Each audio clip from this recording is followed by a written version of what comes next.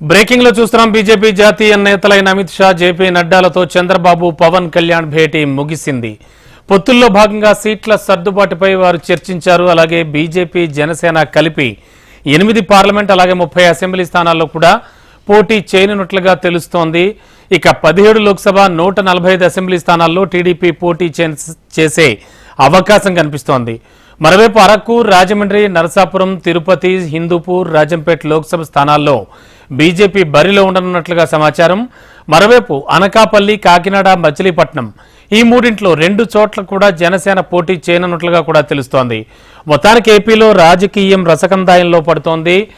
Parliament ఎన్నికలు సమీపిస్తున్న కొద్దీ కూడా బీజేపీ, జనసేన అలాగే టీడీపీ కలిసి పోటీ చేసేటువంటి స్థానాలకు సంబంధించి కొద్ది రోజులుగా రకరకాల వార్తలు, ఊహాగానాలు చక్కర్లు కొడుతున్నప్పటికీ కూడా నిన్నటి నుంచి మొన్నటి నుంచి జరుగుతున్నటువంటి వరుస భేటీలు, ఇటు టీడీపీ అధినేత చంద్రబాబు, అటు జనసేన అధినేత పవన్ కళ్యాణ్ ఢిల్లీ వెళ్లి అక్కడ జరుపుతున్న మంతనాలు, అలాగే అమిత్ షా అలాగే బీజేపీ అగ్రనేతలందరితో కూడా భేటీ అవుతూ ఉన్నారు. అండ్ ఈ మొత్తానికి భేటీ అయితే ముగిసింది, ఒక క్లారిటీ అయితే వచ్చింది అని చెప్పి సమాచారం అందుతూ వస్తోంది. ఇదే అంశానికి సంబంధించి మరింత అదనపు సమాచారం అందించడానికి మా కరెస్పాండెంట్ శిరీష్ ఢిల్లీ నుంచి లైవ్ లో సిద్ధంగా ఉన్నారు. శిరీష్, ఏం జరిగిందనుకోవచ్చు? సమావేశం ముగిసిందంటున్నారు, అండ్ ఒక ఫైనల్ అవుట్పుట్ అయితే వచ్చిందనుకోవచ్చా? ఖచ్చితంగా కంక్లూజన్కి వచ్చారా? రమణ, దాదాపు గంట పాటు అమిత్ షా నివాసంలో సమావేశం జరిగింది. ఈ సమావేశానికి జేపీ నడ్డా కూడా హాజరయ్యారు.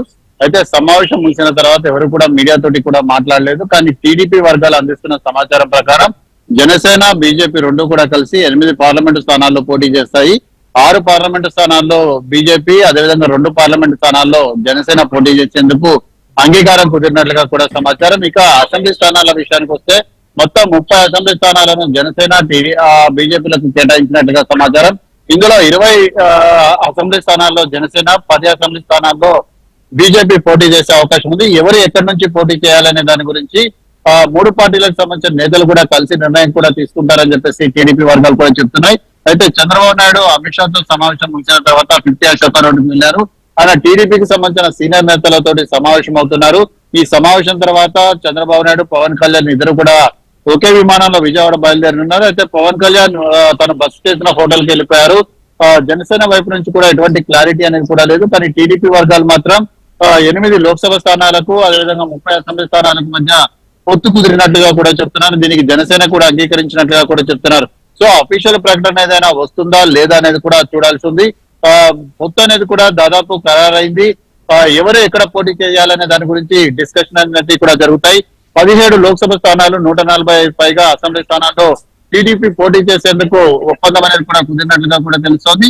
అయితే ఈ 8 లోక్సభ స్థానాల్లో ఏ లోక్సభ స్థానాలను జనసేన, బీజేపీలకు అప్పగిస్తారనేది కూడా చూడాలి. ప్రధానంగా చూసినట్లయితే అరకు, రాజమండ్రి, అదేవిధంగా నర్సాపురంతో పాటుగా తిరుపతి, రాజంపేట్, హిందూపూర్ ఈ లోక్సభ స్థానాలను బీజేపీకి కేటాయించినట్లుగా తెలుస్తోంది. మచిలీపట్నం, కాకినాడ, అనకాపల్లి ఈ 3 స్థానాలను జనసేన కేటాయించారు. ఈ 3 మచిలీపట్నం గానీ లేకపోతే కాకినాడని గానీ జనసేన వదులుకునే అవకాశం కూడా ఉంది.